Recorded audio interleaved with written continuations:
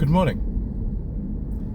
Today is the 13th of February and it's not a very vague vlog this time. It's a follow-up on some videos that we've been doing recently about the second-hand car business and also the price of new cars. There was an article I read on the BBC News website last week which said that the number of used cars sold in this country in 2022 had fallen by 600,000 compared with the previous year. I think that's because people have just been, holding on to their existing cars because of high second-hand car prices and other factors. The article actually goes on to state what the fastest depreciating cars are, i.e.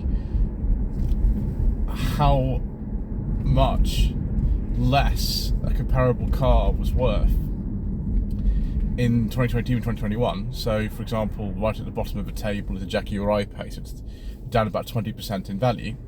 And then there are others at the top. The Mercedes S-Class, by contrast, is up in value by 20%. So there are some interesting figures there. I'll just talk a bit more about this for a second, and we'll get into the figures when I've actually parked up, because I don't really want to try to remember this or kind of look at the screen whilst I'm driving, because that's a terrible idea. But it's just very interesting to see that I would have thought that second-hand car sales would have increased, not decreased, in 2022, simply because of the unavailability of new cars. But the same reason why the second-hand cars are more expensive in the first place is kind of sort of responsible for the fact that there haven't been so many used cars sold. It's the fact that they're more expensive, and so people don't want to sort of part with them unless they need to.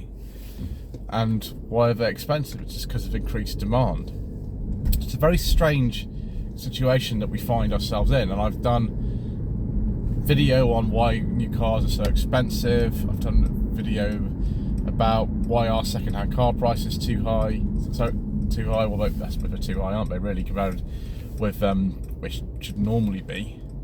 And when will they actually go down? I'm not saying that I'm the definitive authority on this. I'm definitely not. I'm just saying I'm taking a sort of educated guess at kind of why I think this might be. It's not a be all and end all. So once we've actually reached our destination, I will park up and we will take a look at this in a bit more detail, and I'll have a look at the article whilst I'm doing this so I don't have to break any rules, which will be best.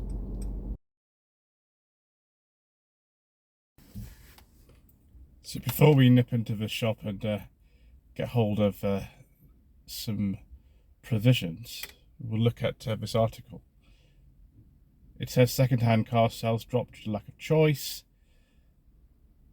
A shortage of parts driven by COVID meant fewer new cars were produced, and people hung on to their cars longer as they waited to upgrade. It's true.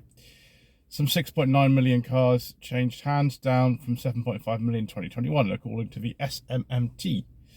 However, it said the situation was starting to ease.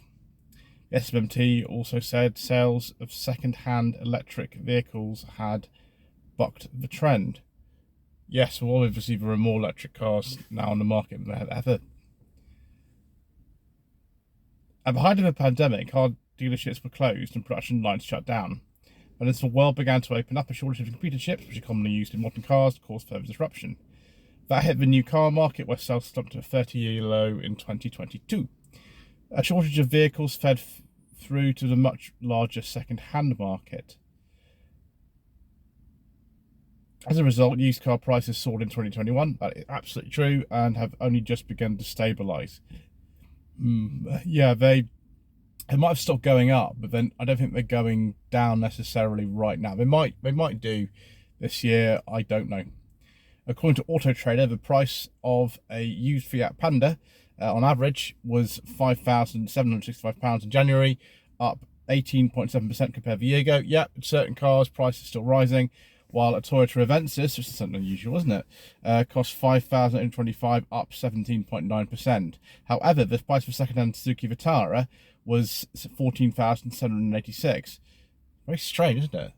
Why on earth would a Avensis be on the rise and a Vitara falling, while a Skoda Yeti cost £9,893, down 9.4%. That's ever so strange. You're saying that conventional cars are what the used car buyer is after, like an Avensis, a saloon or a hatchback or an estate they were available with. They went out of production in 2018, or the Panda, which is still being sold now, a little 5-door super mini. Or city car, technically, actually. So, more than 6.5 million used cars changed hands last year. It's still quite a lot. Many people in this country, especially those who live in rural areas with limited public transport, need cars to get around. I think many of you watching the channel now will need your cars to get around. Some people say the recent wave of strikes has made them more reluctant to use public transport as well. Yeah, that's got to be a factor, hasn't it? Those on lower incomes who need cheap transport, the supply shortage has been a real problem. Okay, so what they're sort of saying here is that cars like the Panda are becoming more popular, and that makes perfect sense. It has pushed the prices up of many popular models at a time when the cost of living is generally rising fast. So there's a graph here. You can't really see it because of reflection, but these are the top 5 cars by annual price growth and decrease measured last month. Mercedes S-Class up 20.4%. I don't know why that would be at all. That doesn't make any sense compared with everything else on this list. Hyundai i10 up 19.7%. Yes, Chop's Garage. James loves Hyundai i10s. I've driven 3 of them myself on my channel, and yeah, they're pretty good cars. I don't find there's an awful lot to say about them really, but they're pretty good. Fiat Panda up 18.7%. Yep, we've heard that. Fiat Tipo. Oh yes, my old friend, the Fiat Tipo, including the Fiat Tipo Saloon. Viewers, we love the Fiat Tipo Saloon. I think it was only on sale in this country between 2019 and 2020 for about 9 months, and I've actually driven one on the channel, and it was wonderful. That Tipo, the 2020, it's probably worth now pretty much what the owner paid for it in 2020. Isn't that crazy? Kia Proceed, which is unusual. I have driven one of those on the channel, up 18.4%. The ones that are down, it's mainly SUVs. Hyundai iX35 for some reason, down 10.9%. So from what we're saying here, the price of a Vitara, the price of an iX35, and the price of a Yeti, they're all going down. Jaguar XK, that's the kind of exception to the rule here, so is the S-Class, that's down 11.1%. Land Rover Discovery 4, down 11.8%, when they realise how not very reliable those are, perhaps. Vauxhall Grandland X, down 12.8%. I can't explain that at all, that's a car in current production, just as the Grandland now. Jaguar I-Pace. Now we can explain this because for some reason electric used car prices are falling. There is too much demand. There's too much supply in comparison with petrol cars, for example, with a lot of the electric ones, particularly the most expensive ones like an I-Pace. So yeah, that's easy to explain. Despite the slump in second-hand car sales overall, more used electric cars changed hands. There we go. A record 71,000 used pure electric vehicles found new owners, up 37.5%, while sales of second-hand hybrids and plug-in hybrids rose 8.6% and 3.6% respectively. That's probably because of the fact that they're just coming onto the market now and there's just more of them, and because they're more available, people are considering them because their prices have gone down a bit. Electric vehicles only account for a small proportion of the used car market, but Mike Hawes, the boss of the MMT, who's always been quoted on articles like this, says the uptake of used electrified vehicles demonstrates a growing appetite for these models. Yeah, I think that's obvious. With new registrations growth expected this year, yeah, that certainly was the case when we looked at January 2023 sales. More of the latest low and zero emission models should become available to second owners. Yes, in fact, there are too many. The most popular second-hand model sold in 2022 was Fiesta. No surprise, that was the best-selling car in this country for over 10 years until 2021, followed by the Corsa and the Golf. No surprise. Most popular colour was black, followed by blue and grey. I wonder what happened to white. Maybe that's not fashionable anymore. However, the group said some buyers have been more adventurous, with about 4,500 pink, 6,700 turquoise and 19,000 blonde used vehicles changing hands during the year. Wow, that's interesting, isn't it? But I'll tell you what, I'm going to go and pick up some shopping for my mother, and then I'll come back and we'll try to form some conclusion about all this. Lloyd Vehicle Consulting stickers, t-shirts and mugs are available by clicking the link to the Google form in the video description below. Right viewers, I've got myself some seafood sticks and we're on the way to deposit the rest of this shopping. So is this a surprise when you think about it?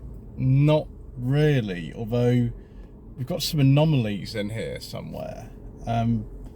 Why is a Jaguar XK devaluing when a Mercedes S-Class is appreciating in value?